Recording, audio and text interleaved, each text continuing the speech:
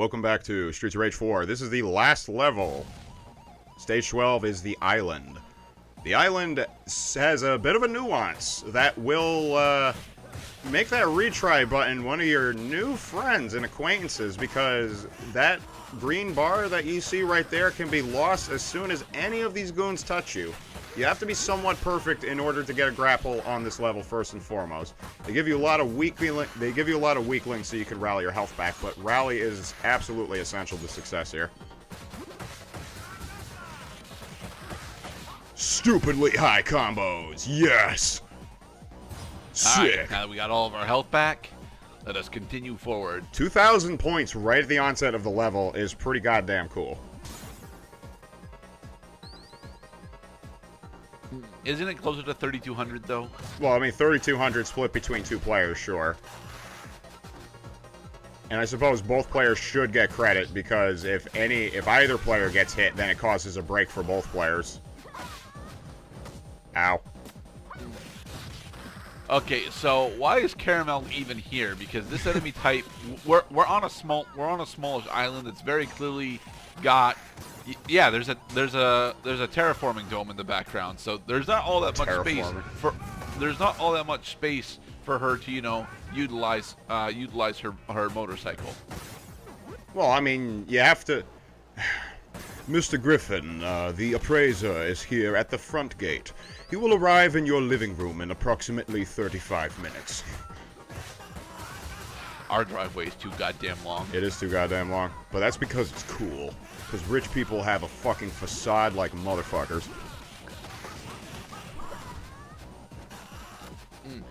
So Modern Alex has got a Shoryuken. Does he? Oh, Shoryuken. I thought you said Shuriken. He does? My hero. Alright, now destroy the bikes. Yep. Because in normal mode, there are really not that many enemies over here. Wait till you see the stage in Mania mode when we replay the game over again, starting in the part after this one. Lower the gates.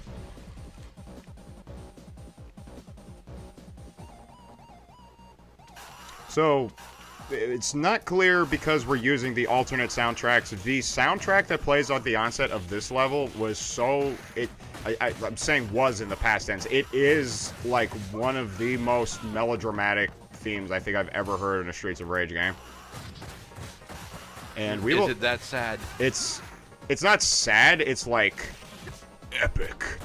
It's like the Clash of the Titans. Nah, I don't recall Clash of the Titans actually having that good of a score though. Well, ooh, a sword! Yep, because we are in a castle setting. And, of course, every castle is not complete unless it has a chandelier that you could drop on enemies just like that for instant kills. I personally don't think that castles need chandeliers. But where are they going to put... Oh my god, he caught it. He caught the fucking sword. Beatrix, kiddo. Cheeseburger.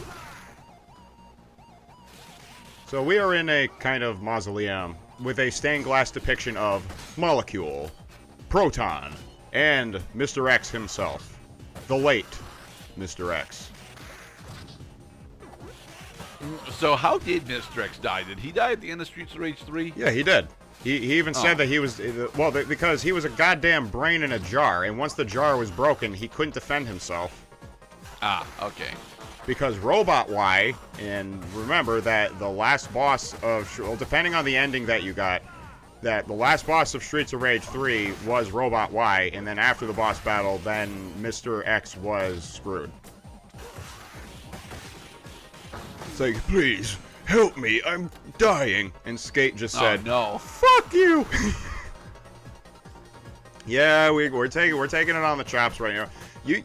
Don't get discouraged if you lose a life. Look at how many points we have. We got just a little over 2,000 points each, and then we get another life. So we will be just fine. But what is this now? But you guys kept jumping at the Donovan clone known as Z, and that's why he kept countering you with it. Yeah, we're a little we have this very peculiar mental disability when it comes to remembering things at the moment when it counts. Just like, you know, you should use Z dodging in order to dispatch these ninjas here, or the shadows as they're called. You should use non-jumping measures in order to dispatch Donovan's, Z's, Altets, and all that good shit. And Gooden, right? Because and Gooden, yes. Because he was one that I recognized that we hadn't talked about yet, but he is just a slightly different. Oh crap! An actual swinging mace. Now, what is the function of this? Well, what is the function of anything? What are those computers doing in the background? I don't know. What is They're part of the security system. Clearly, they have actually no. Those are part of the Mr. Y concert plan.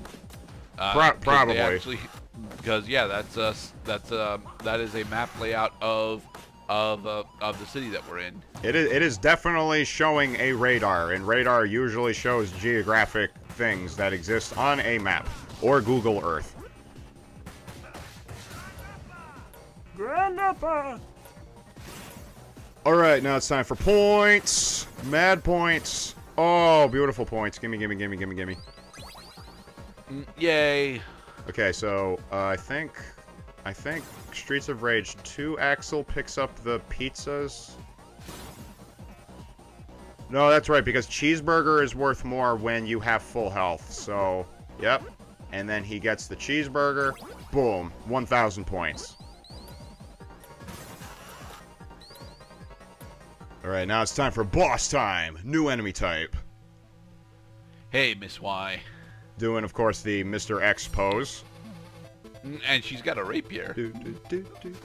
On the streets of rage, on the streets of rage, I'm gonna kill you, cause you fucking suck. Ms. Y is, she's one of the more fun bosses in the game, but not fun because she's challenging. She's actually one of the easiest bosses in the game, if you can believe that. Yeah. So far, all you really have to do is get into melee range, and you might even be able to infinitely wall bounce her. As long as you, I mean, if it's your first time fighting her, then you might get tripped up by some of the shit you won't see coming. But use your Z dodging. If you got friendly fire off, definitely try sandwiching her in order to get your combos up. Use the wall in order to keep her trapped and keep a combo going. But a lot of her attacks are X-oriented. As long as you're Z dodging, you will avoid most of them.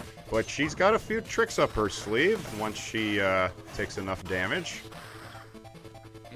So is it half health, and then 1/3 health for she's just forms? Well, of course, it's a boss. Every boss, lots of bosses have transform states when they're only at half health. Transform. And dash.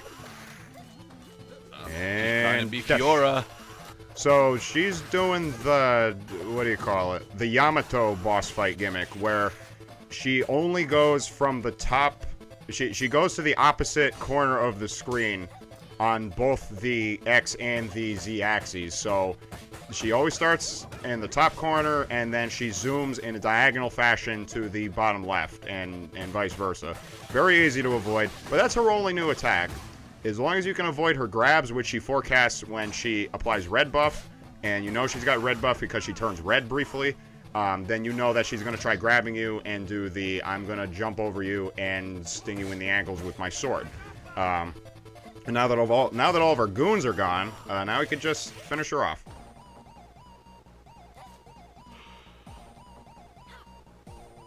Dang it, I want to kill her. After her!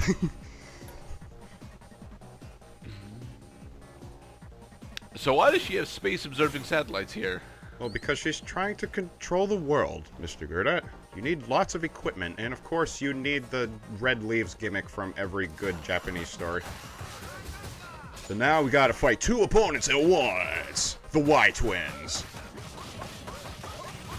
You see, they had enough pizza and cheeseburgers around in order to refill their health, so now they're all ready back to fighting action. And be very careful who you're dealing damage to during this part, because they got one last surprise for the unsuspecting here. Are they gonna pull the Agni and Rudra shit? I don't know what that means. Alright, Agni and Rudra is a twins boss from Devil May Cry 3. When you took down one of the two, the other one would actually possess both swords and become a significantly more difficult fight. Right. It's kind of like the Smog and what's his name boss from Dark Souls 1, where the other Smog and Ornstein. Smog and I'm glad you remembered Ornstein's name. Okay. Mr. Y goes into the thing. Ms. Y stays on the battlefield. Now time for giant fighting robot. It's like a cross between a scorpion and a Scorpiomon. Ow. So now, in order to attack Mr. Y, you have to attack the arms, because attacking him directly is not effective at all. He's too high off the he's ground. in the background now. However, Ms. Y also is in the field, being a deterrent. The ideal situation here is you want to deal damage to them equally, but be absolutely sure that the character that stays on the ground, and it could be either of them depending on who you damaged more, make sure that that character is being blocked at all times, because it is just an added complication on top of having this fucking robot thing doing that shit. Ow. So who do you think is more important to slay, the bot or the support? Well, here's the deal: is eventually you have to take out the robot last. If you take out the character that's in the seat, then the other character jumps into the seat and removes himself from the battlefield. And if you take out the agent that's on the ground, then, well, you still have the guy sitting in the seat to take out. All right. We wanted Ms. Y to be the one who took the throne, but we fucked it up. And we thought that it was the more... In my opinion, you want Mr. Y to go into the throne, because he's the guy who has the projectile attacks. Ms. Y has no projectile attacks, so she's not that annoying. And as we've already discussed, she's not that bad of a character to have to fight against. I believe it's playing... I mean, so far it looks like you guys are going to take down the Scorpio bot first. There's a reason why you want to take out the one in the chair first. Any second now. Ow. God damn it, we're running out of lives. No, damn it, we were supposed to lock her up, because you have a window when in between when the chair sitter goes, you can actually lock up the agent on the ground so that they can't go into the chair immediately. And now the bot has got significantly faster attack cycle. All right. Because she's angry! But she's also almost deaded, so... Come on, Modern Alex, you can do it. I have faith. Yay! That's her only other line of dialogue is... And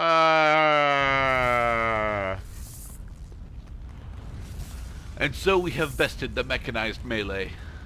Yes. And white screen fade out, because it is totally epic that the destruction is complete. We will see the credits in another episode after the Mania Mode run, but for all intents and purposes, that was the entire Streets of Rage 4 normal mode run. It's easy, it's fun, and it will get you in the mood to kick ass, especially in the higher difficulties. And starting the next part, we are restarting the entire story over again, starting stage 1 with the difficulty maxed out.